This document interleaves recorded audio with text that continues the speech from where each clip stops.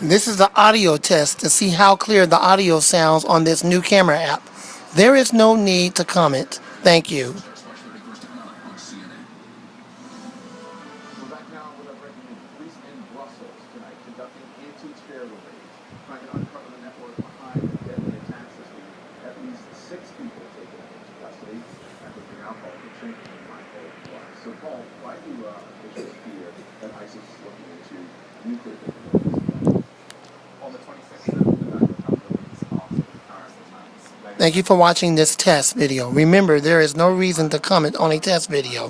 Thank you. This has been an audio test video to see how clear the audio sounds on this new camera app for iOS 9.3.